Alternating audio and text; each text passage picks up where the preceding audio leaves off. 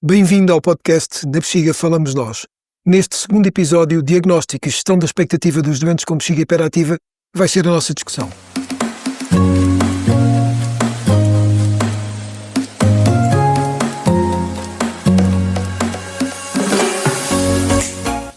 Caríssimos, bem-vindos a este nosso segundo episódio de bexiga hiperativa. No primeiro episódio de bexiga hiperativa estivemos a falar do contexto da doença, do que é a bexiga hiperativa, dos mitos que há à volta da bexiga hiperativa e também das expectativas que os nossos doentes podem ter relativamente a este síndrome. Hoje vamos falar de diagnóstico. Sim. Pode ser? Sim, certo. Eu se calhar hoje vou começar pelo Ricardo, que da outra vez comecei pelo professor Rui Pinto, hoje vou começar pelo Dr. Ricardo e perguntar-lhe então, e em termos de diagnóstico, é complicado o diagnóstico do síndrome de bexiga hiperativa? O diagnóstico, nós temos de distinguir aquilo que é o diagnóstico do que nós chamamos a fenotipagem, que é perceber que tipo de doente é que nós temos e que tipo de doente é que nós estamos a tratar. O diagnóstico de base, ele é clínico. Portanto, a síndrome de bexiga hiperativa caracteriza-se por episódios de urgência miccional, ou seja, uma vontade súbita de ir ao WC, em que a pessoa pode sentir que não vai chegar a tempo, ou pode mesmo não chegar a tempo quando existe incontinência associada. Peço desculpa, isso foi aquilo que da outra vez o professor Rui Pinto falou dos secos e molhados. Exatamente, tal e qual. Portanto, a bexiga hiperativa pode ter ou não a incontinência associada. Portanto, a pessoa tem a aflição, tem a vontade súbita de ir ao WC, vai correr ao WC, e há pessoas que chegam sempre a tempo, há pessoas que nem sempre chegam a tempo, então têm incontinência associada à bexiga hiperativa. Muito bem, então para deixar claro para toda a gente, a bexiga hiperativa nem sempre está associada a incontinência. Alguns doentes têm incontinência, outros não terão incontinência. Exatamente. E os doentes que não têm incontinência, por vezes também é circunstancial. Pode haver um dia em que tenham um episódio, portanto elas, no fundo, são duas formas da mesma doença, mas são formas de se manifestar clinicamente de uma forma diferente. E portanto o diagnóstico é clínico, é por aquilo que o doente nos conta, de base, e depois a seguir o que nós temos que tentar perceber de facto é quais é que são os fatores de risco que o doente tem, o que é que poderá estar associado a essa bexiga hiperativa, porque existem, e aí nós temos várias formas de classificar e de arrumar os doentes. Nós temos dois grandes tipos de bexiga hiperativa. A bexiga hiperativa dita idiopática, que é aquela que não tem uma causa conhecida, e temos a neurogénica, que está associada aos doentes neurológicos, que é também extremamente frequente em algumas doenças neurológicas. Nós aí sabemos qual é que é a doença de base. Essa doença de base tem que ser sempre controlada, claro, e a bexiga também vai beneficiar do tratamento. Em todos os outros casos, no fundo, que é um mundo, não é? Nós não sabemos exatamente a causa, chamamos de idiopática, e aí o que nós queremos tentar perceber melhor é quantas vezes o doente vai à casa de banho, qual é que é a capacidade do doente, e aí eu não posso deixar de destacar, também tem sido sempre um dos arautos da utilização, é a utilização de um diário da bexiga, o diário miccional, que eu acho que em termos de ferramenta de diagnóstico é das ferramentas essenciais, porque o doente acaba por fazer um registro de quanto é que bebeu e a que horas, quanto é que urinou e a que horas, e quantos episódios de urgência é que teve, portanto o que é que sentiu na bexiga quando foi à casa de banho, e isso é efetivamente a objetivação do diagnóstico clínico da síndrome de bexiga hiperativa. Nós vemos que existe um número de episódios de urgência, existem várias idas à casa de banho durante o dia ou durante a noite também, com micções de pequeno volume, e portanto aí nós sabemos que o doente tem uma bexiga hiperativa. O resto é mais perceber aquilo que está à volta, e em termos do esvaziamento, por exemplo, portanto, isso são outros exames que nós também temos sempre que pedir quando avaliamos um doente. Eu se calhar ia começar por aí, porque a história do diário miccional parece-me bastante importante, e eu se calhar perguntava à doutora Alexandra se para vocês, na vossa prática, na ginecologia, também é assim, também funciona, e que me explicasse um bocadinho melhor o que é o diário miccional, o que é que pedem ao doente, o que é que o doente deve fazer para terem um tal registro que vos seja depois útil para o diagnóstico. O diário miccional é uma ferramenta imprescindível. Os doentes normalmente não gostam muito de o preencher, porque de facto é exigente, e há vários tipos de diário miccional. Na minha prática clínica diária, optamos por um diário que é curto, portanto são 3 dias, e não implica medir volumes urinados. Mas há situações em que é preciso o doente ter um jarro graduado e medir o volume que vai urinar, porque isso dá-nos uma noção de como é que a bexiga está a esvaziar ou não. O diário, eu costumo explicar às minhas doentes que é amassador, mas dá uma informação importantíssima, quer para o doente, quer para o médico. Porque por vezes há comportamentos, como falámos no primeiro episódio, doentes que bebem 6 litros de água porque estão a tentar emagrecer, é normal que vão mais vezes à casa de banho. É impossível, quem bebe 6 litros de água tem que ir à casa de banho mais vezes. E nós, com esse diário, conseguimos também estabelecer uma conversa com o doente para adaptar estilos de vida. Conseguimos fazer-lhes perceber que o normal, ir à casa de banho, é 6, 7 vezes durante um dia. E tudo o que é mais do que isso pode ter, no fundo, uma bexiga hiperativa de base ou outra doença que nós temos que depois excluir para chegarmos ao diagnóstico de bexiga hiperativa. O que é normal durante a noite? Durante a noite considera-se normal acordar uma vez durante a noite para urinar ou nenhuma. Portanto, tudo o que é fora mais do que uma vez já nos põe na pista, na nossa conversa, na colheita de história clínica, para despistar que causas subjacentes é que podem justificar estas idas a mais à casa de banho. Por isso, o diário miccional permite-nos perceber que tipo de líquidos é que as pessoas estão a ingerir. Muitas vezes têm uma ingestão exagerada de bebidas que são irritativas para a bexiga, como bebidas gaseificadas, cafeína, chá. E nós podemos com este, olha, está a ver, neste dia aconteceu isto, porque de facto bebeu 5 cafés numa manhã. O café é diurético e, portanto, implica que vá mais vezes à casa de banho. E este tipo de ferramenta permite esta conversa do que estamos a falar a seco. Às vezes temos dificuldade. Olha, quanto tempo é que aguenta sair à casa de banho? E o doente diz, não sei bem. Falar de forma objetiva, olha, neste dia aguentou 2 horas, conseguiu controlar a sua bexiga. Doutor, mas eu não bebi nada desde que acordei, até a hora do almoço não bebi nada. E conseguimos perceber as estratégias do doente para responder a estas queixas e conseguimos perceber se conseguimos modificar este tipo de comportamento. Portanto, eu diria que o diário miccional é essencial para nós conseguirmos partir da avaliação base e para começarmos a instituir medidas comportamentais nestes doentes. Muito bem. Professor Rui Pinto, diário miccional sim, já percebemos, Sim, sempre. para aqueles que nós entendemos já como uma bexiga hiperativa. Voltemos um bocadinho atrás e ao primeiro episódio, mas antes de chegarmos aqui nós temos que excluir outras causas, não é? Eu antes de chegar à exclusão das outras causas, com os exames e com a panóplia de exames que nós podemos de facto pedir, eu diria que neste caso em particular uma história bem colhida, uma entrevista clínica bem feita, é o segredo para nós termos uma pista. Um fumador crónico necessariamente é um fator de risco para ter mais urgência e mais frequência, até um fator de risco para cancro da bexiga. Um doente polimedicado, um doente que já tem a sua idade e que já não tem uma resposta coerente, são tudo causas que estão na origem de urgência e de frequência. Não são bexiga hiperativa, são doentes que necessariamente têm uma causa secundária a isto. Portanto, a entrevista é essencial. E nós sabermos o que vamos procurar. Nós temos até uma mnemónica frequente, que é uma fralda mal escrita em inglês, é diapers, com 2 P's, entenda-se, e que a usamos para ir procurar especificamente estes casos, ou de demência, por aí fora, ou de algum desajuste.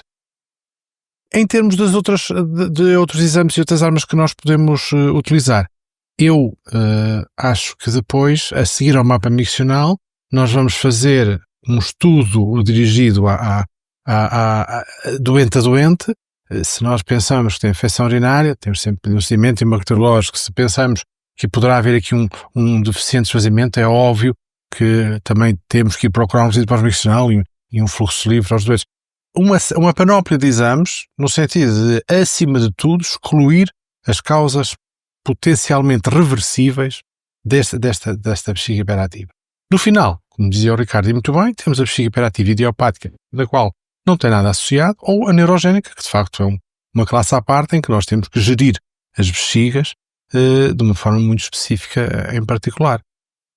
É uma abordagem que de especialidade em especialidade é necessariamente sempre da mesma forma, sempre igual, sempre repetível. Na ginecologia, na fisiatria, na urologia, avaliamos sempre da mesma forma. É essencial valorizar as queixas do doente. Só uma nota há pouco. O doente que faz ginástica à noite bebe mais líquidos à noite e tem noctúria. Mas isso não é uma bexiga hiperativa. Não é. É um doente que tem que fazer ginástica de manhã. Ponto final. Não vamos tirar-lhe a ginástica, não é? Pronto, nesta primeira fase, respondendo à sua pergunta, é de facto o que me apraz dizer. Pronto. Como acho que nós estamos muito interessados em esclarecer o nosso auditório, para mim o que é uma nota muito clara, e vocês por favor reforcem esta ideia se concordarem com ela, é que este síndrome não carece à partida de uma sofisticação enorme em termos de diagnóstico. O doente tem que saber que a conversa com o médico é crítica para o diagnóstico. O professor Rui Pinto falou da história clínica, para o auditório história clínica é, no fundo, uma boa conversa com o doente para colher toda a informação possível. Isso é a arma maior que temos para o diagnóstico. Eu, sendo muito sucinto e não querendo, depois também queria a opinião dos meus colegas, na verdade eu acho que o segredo é não pensarmos na bexiga hiperativa logo à cabeça, é termos muito cuidado em saber distinguir as queixas. Como eu disse há pouco, e o Ricardo depois ainda sublinhou, por vezes um doente que tem uma incontinência urinária associada a uma próstata muito grande, isso não é uma bexiga hiperativa, é uma próstata muito grande que entope a bexiga. A bexiga hiperativa é noutra fase da vida em que a bexiga já começa a sofrer consequências. E essas diferenças muito tenues entre a distinção, o que é atribuível à próstata, o que é atribuível à bexiga, é o que nos cabe a nós distinguir. Portanto, essa subtileza vem com o treino, vem com a experiência e com, acima de tudo, estarmos habituados a lidar com estes doentes no dia-a-dia. Doutor Ricardo, eu volto um pouco ao primeiro episódio e às baixas expectativas que muitos doentes têm, muitas das vezes também assustados pela panóplia de exames que eventualmente possa estar a ser considerada para fazer um diagnóstico. Então, se calhar não é assim, o nosso auditório pode de todo perceber que isto é uma área que nós, se ela se prende principalmente com qualidade de vida, estilos de vida, hábitos, portanto, porque isto tem a ver com aquilo que é o cotidiano dos doentes, portanto exige de facto, como disse o professor Rui Pinto, uma boa entrevista clínica, portanto exige que nós captemos a informação, nós temos que conversar realmente com os doentes, perceber como é que é o seu cotidiano, como é que vivenciam os seus sintomas, como é que gerem os seus sintomas, portanto exige realmente aquilo que se calhar está um bocadinho em crise, não é? Que é uma boa relação médico-doente. Tem que conversar de facto os dois e tentar chegar ali a um diagnóstico do ponto de vista clínico.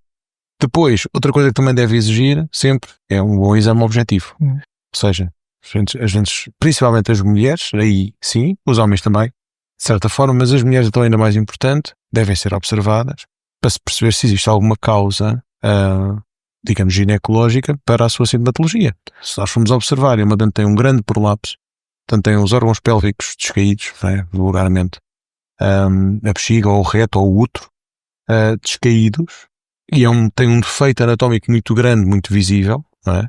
Uma vez mais, vamos tirar esse doente para aquele saco da bexiga hiperativa sem causa conhecida, não é? Tem uma causa, e essa causa deve ser tratada, e provavelmente a sintomatologia vai sofrer uma boa remissão depois de se eliminar essa causa. Portanto, é um bocadinho ir às bases, que é uma boa história clínica, um bom exame objetivo.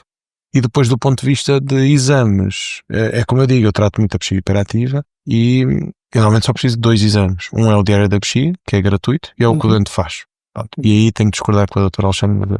Acho que o doente deve medir os volumes, porque realmente, assim, dá-lhes mais trabalho. Atenção, Dá-lhes mais a trabalho. perspectiva do urologista. Mas é importante nós sabermos quanto é que a bexiga realmente leva. E depois o outro exame, que é uma coisa muito simples, que é, no fundo a bexiga serve para 2 coisas, serve para armazenar a urina, e a bexiga hiperativa é um problema do armazenamento, quer dizer, está a armazenar um volume pequeno, ou tem uma baixa capacidade, ou tem uma urgência enquanto está a armazenar. Depois temos que saber como é que é a função do esvaziamento, como é que ela esvazia, para depois também podermos selecionar um tratamento. E aí geralmente aquilo que eu faço é uma urofluxometria, o doente faz uma fluxometria, nós vemos como é que é o esvaziamento, dá-nos um gráfico, vemos se a bexiga está vazia no final com recurso a uma ecografia, pós-miccional, durante a urina, e nós vemos quanto é que lá ficou. Desejavelmente seria nada, porque a bexiga quando esvazia, deverá esvaziar até ficar completamente vazia. E no fundo, uma história clínica com o exame objetivo completo, um diário da bexiga e uma urofluxometria com emissão de resíduo é suficiente para 95% dos doentes. Os outros 5%? Aproveitar para desmistificar, a urofluxometria, se calhar não sabem o que é um exame simples. É o fluxo livre. Simples, é uma fluxometria, ou seja, o doente urina para um recipiente, sanita mágica. Uma sanita mágica. Funil. Um funil. E aquilo, enquanto o dente está a urinar, o aparelho está a registrar e depois dá um gráfico que nos permite ver qual é que é a velocidade com que o dente urina, quanto tempo é que o doente demora a urinar e se urinam de uma forma normal ou não. E, portanto, isso dá-nos uma informação riquíssima. É um exame simples, totalmente não invasivo, que é como ir a uma casa de banho normal, mas urinar para um dispositivo.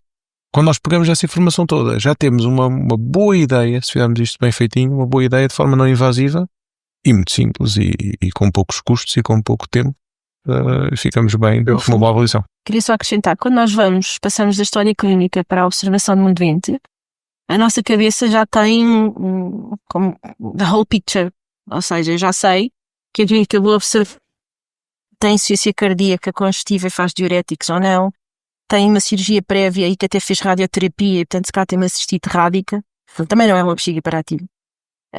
Sei se a doente já fez vários tratamentos e não respondeu, são as piores, são as que não dão mais trabalho. Sei se a doente tem uma patologia da medula, da coluna, se tem hérnias lombares, ficamos mais preocupados, também pode ser uma causa central para a bexiga funcionar pior. E, portanto, quando nós vamos observar uma doente, nós como que já temos a nossa cabeça arrumada com o que encaixa nestes sintomas, mas tem uma causa ou não tem causa nenhuma para explicar estes sintomas e então se calhar é mesmo uma bexiga idiopática. E é assim que funciona a cabeça do médico, porque costumo dizer que não temos uma bola de cristal ainda, nós temos que ir com os dados que o doente nos dá e com os dados que vemos no exame objetivo, tentar chegar ao diagnóstico mais provável. E é essencial perdermos, entre aspas, tempo numa boa história clínica. Os doentes contam-nos tudo aquilo que nós precisamos de saber, desde que nós perguntemos. E o exame objetivo, que muitas vezes tem que ser complementado com um exame neurológico, no caso de suspeitarmos de bexigas neurogénicas, e estes palavrões, para quem nos está a ouvir, é difícil, mas se pensarmos num doente que tem uma esclerose múltipla, ou num doente que tem traumatismo vertebromuscular, teve um acidente, portanto são doentes que têm que ter outro tipo de abordagem no exame objetivo e vão ter seguramente outro tipo de tratamento. E é assim que nós vamos evoluindo, e por isso é que no primeiro episódio falámos de abordagem tailored, ou seja, é como ir a um alfaiate, fazemos o fato à medida do corpo do doente, e a bexiga hiperativa é um bocadinho assim. O que nós vamos propor a um doente, obviamente tem coisas em comum, tem a ver com modificação de estilo de vida, com o treino musical, mas depois o tratamento em si é dirigido àquele doente. Muito bem. Professor, queria também comentar. Eu ia só acrescentar, mas chega, eu acho que nesta fase em que nós chegamos a um diagnóstico e observamos o doente e conversamos com o doente, eu diria, pegando nestes dois aspectos, eu nunca peço um exame que não sirva para eu mudar a minha atitude terapêutica do doente. Ou seja, eu se pedir um bacteriológico de urina em sedimento urinário, porque, ok, há aqui uma dúvida razoável que isso pode ser da gênese de uma infecção urinária. Óbvio que pedimos sempre um fluxo livre, tal exame da sanita mágica e um resíduo pós-miccional, porque nos vai mudar a atitude terapêutica para todo doente. Portanto, e acho que é assim que tem que ser, se calhar na maioria dos diagnósticos que fazemos. Neste em particular, tem que haver uma sensibilidade especial. Não podemos estar à espera de fazer as coisas de outra forma, porque o doente não beneficia disso, necessariamente. Apanhando aqui um bocado do que foi dito pela Alexandra e pelo Ricardo. Muito bem, nós chegamos ao diagnóstico, vocês estabeleceram o diagnóstico, porque, portanto, recorreram a diários miccionais, fluidosometrias, se for o caso, ecografias, se for necessário, exame bacteriológico, o que fosse. Mas chegaram ao diagnóstico de bexiga hiperativa. Dr. Ricardo, como é que comunica ao doente? Já iremos depois aos aspectos comportamentais que vêm a seguir. Mas como é que comunica ao doente e como é que lhe explica o que se passa com ele? Devagar. O doente, no fundo, é que nos está a contar. Não é? Portanto, o doente sabe melhor do que eu o que é que se passa. Aquilo que eu lhe transmito é a normalidade ou não normalidade da situação, ou seja, existem doentes, eu explico isso muitas vezes aos meus doentes, que é, existem doentes que têm muito sintoma com pouca disfunção, e há doentes com muita disfunção e com pouco sintoma. Ou seja, há doentes que se queixam muito e nós, objetivamente, nós vemos que a situação não é tão grave do ponto de vista funcional e se calhar poderá ser mais facilmente tratado. E há doentes que se queixam um pouco de situações que nós vemos que têm alguma gravidade. Isso vê-se muito, por exemplo, nos homens que urinam mal por causa da próstata, que é um clássico, que é o senhor urina bem? Se perguntarmos a uma pessoa assim mais de idade, o senhor urina bem? Está tudo bem. E nós formos ver se calhar um fluxo desse doente, nós olhamos e o senhor urina muito mal. Sequer até pode estar aqui em algum risco. Completamente. Por exemplo, de entrar em retenção urinária e não faz a mínima ideia. Isto para dizer que o doente é que nos diz o que se sente. A única coisa que eu lhe transmito é se aquilo é normal ou não é normal, e acho que acima de tudo o que é muito importante transmitir é transmitir uma mensagem positiva de que perante essa situação com que veio à minha consulta, nós vamos orientar e nós vamos tratar. Isto tem tratamento. É o que eu costumo dizer. Nós temos desde uma fisga até uma ogiva nuclear do ponto de vista terapêutico, ou seja, nós temos tratamentos para cada fase da gravidade da doença. Temos muita terapêutica médica, temos muitas manobras conservadoras para fazer coisas simples que muitas vezes resolvem o problema a muita gente. Quando as coisas começam a ficar mais complicadas, ou nós vemos, como estava a dizer a doutora Alexandra muito bem, aqueles casos mais complexos, nós percebemos que vamos ter que ir recorrer, se calhar, a armas terapêuticas um bocadinho mais, digamos, mais musculadas.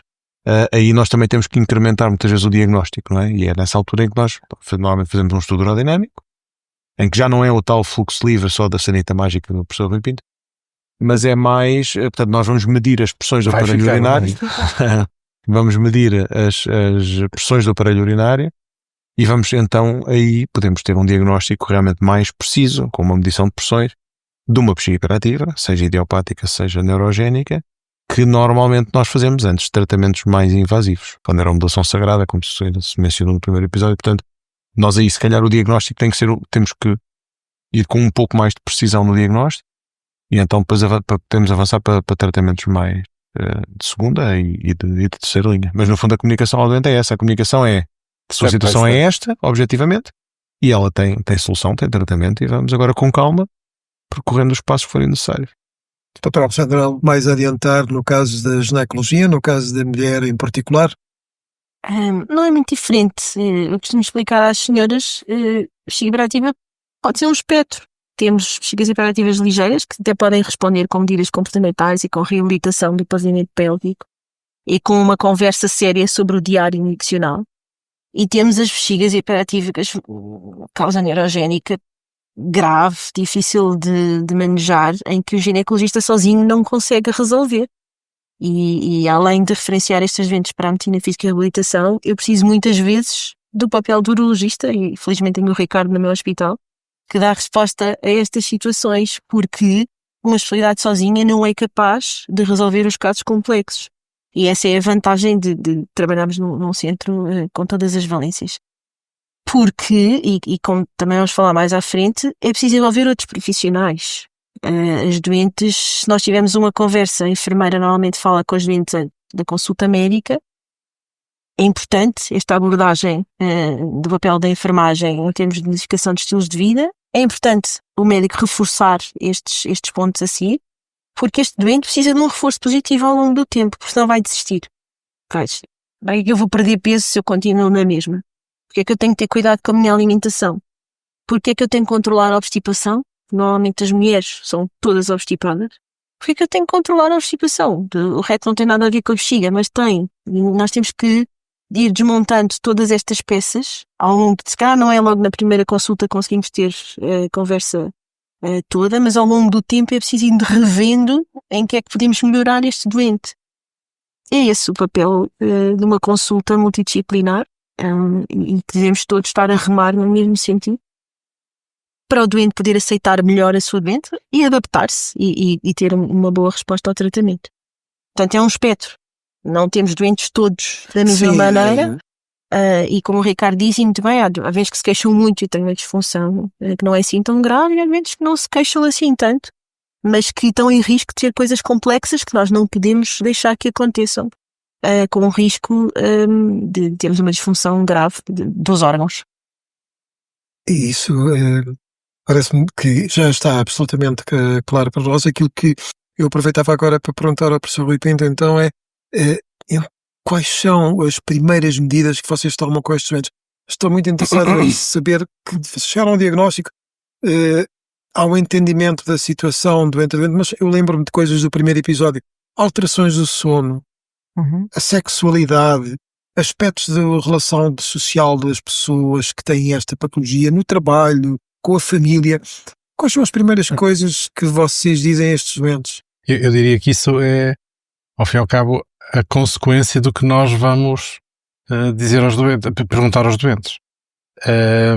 Eu acho que nós temos que nos adequar doente a doente e poderíamos dividir estas medidas que lhes vamos sugerir depois de diagnosticada a bexiga hiperativa, seja ela idiopática, seja ela neurogénica, neste caso que estamos a falar, e perceber que antes de passar a tal terapêutica por degrau, em que vamos subindo degraus à medida que a intensidade ou a necessidade ou a refratariedade à terapêutica que nós instituímos, vamos aumentando o tiro, digamos assim, nós o que temos é que envolver os doentes e dizer-lhes, olha, meus amigos, isto é assim, você vai ao ginásio à noite, tem que ir de manhã, bebe 6 litros, tem que beber menos, tem uma bexiga hiperativa que não tem solução e é idiopática, então vamos fazer o seguinte, a partir das 5 da tarde vamos beber menos líquidos. E de facto a ingestão hídrica é sem dúvida uma medida muito importante, banal, básica, que podemos aconselhar os doentes a fazer. Não nos esqueçamos que se isto não funcionar, e às vezes eu até digo aos velhos isto, é que quando vamos para os anticolinérgicos, para os tais medicamentos, até 80% dos doentes ao final do ano abandonam a terapêutica. Portanto, se nós nos ficarmos por estes conselhos básicos, o doente responde, colabora melhor e se um dia abandonar até já fica ali com o basal. Não ir à casa de banho, não ingerir líquidos a partir das 5 da tarde, fazer uma frequência miccional que o possa ajudar ao longo do dia, por forma a evitar os episódios de incontinência. E nós podemos fazer isto baseados no diário miccional. Podemos estabelecer a frequência nós, em vez de ser o doente próprio, a dizer, não, eu só vou à casa de banho 4 horas, mas vou já em urgência. Não, vai mais cedo. E depois, alimentarmente, podemos de facto também modular isto. Porquê? Tudo quando sejam bebidas gasificadas, já falámos, chá, café, comidas ácidas, serão de evitar. São alimentos que, de facto, em última análise, vão alterar o pH da bexiga e nós sabemos que, de facto, o pH ácido na bexiga é altamente estimulante de contrações do detrusor. Não interessa agora estar a falar do pai de todos os males, que é o H+, e o potássio. O potássio é muito mau para a bexiga, mas, atenção, não se entenda, o potássio é mau porque troca com o hidrogênio, com o H+. Mas, na verdade, é um elemento que nós devemos evitar quando chega à bexiga. Comer laranjas, comer tomate cru, coisas básicas. E só isso muda a qualidade de vida dos doentes. E são os 50% dos doentes. São aqueles 50% pelos quais nós podemos responsabilizar o doente. Atenção, você vai melhorar só com isto. Tá bem? Dr. Ricardo, já percebi que em termos de depois do diagnóstico nós vamos ter que dizer alguma coisa ao doente. Já percebi que vocês têm a tal ogiva nuclear, que pode ser uma terapêutica muito radical. Existe terapêutica médica também para oferecer estes doentes, mas a primeira é de facto a comportamental. O professor Rui Pinto acabou de elaborar sobre isso. Quer comentar? Sim, ou seja, existem algumas coisas, uma vez mais, os doentes são todos diferentes, não é? E portanto, por exemplo, dizer a um doente de 18 anos com a bexiga hiperativa que nunca mais pode comer laranja ou beber álcool, não é eu normalmente a minha postura é sempre, eu sei que são irritativos e as pessoas às vezes perguntam, olha, ouvi dizer que a laranja faz mal. Eu digo, olha, a laranja de facto faz mal. Não lhe faz mal à bexiga, a sua bexiga não vai ficar pior, vai pagar uma fatura por essa laranja ou por essa cerveja, mas que é uma questão de estilo de vida, ou seja, vai pagar uma fatura porque a sua bexiga não lhe está a permitir. O nosso trabalho é fazer com que a bexiga lhe o permita. Pronto, dentro de determinados limites, porque é uma pessoa muito idosa, com várias patologias, com 80 ou 90 anos, em que o nosso teto terapêutico é mais baixo, e se calhar temos que ser um bocadinho menos ambiciosos, mas nos doentes mais jovens, a restrição é uma medida de emergência, enquanto nós não conseguimos oferecer melhor, sem dúvida. Ao invés, outras coisas que eu acho que são mais importantes, e aí eu tenho mesmo que frisar, quase quando é mesmo importante, nós temos mesmo que frisar, a questão da obstipação. Sim. A obstipação é um flagelo que as pessoas, mesmo às vezes a tentativa de terem uma alimentação saudável, seguem trends, coisas das redes sociais e portanto, fazem às vezes dietas com um determinado tipo de objetivos.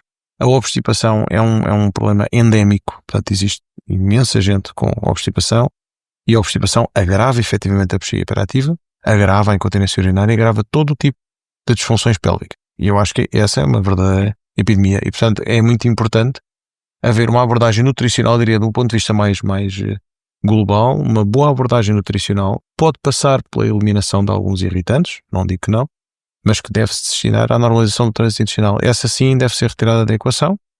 Em relação a eliminar os irritantes, sem dúvida com medida, digamos, quase paliativa, inicial, minimizar café, chá, álcool, tabaco, bebidas gaseificadas, comidas muito condimentadas.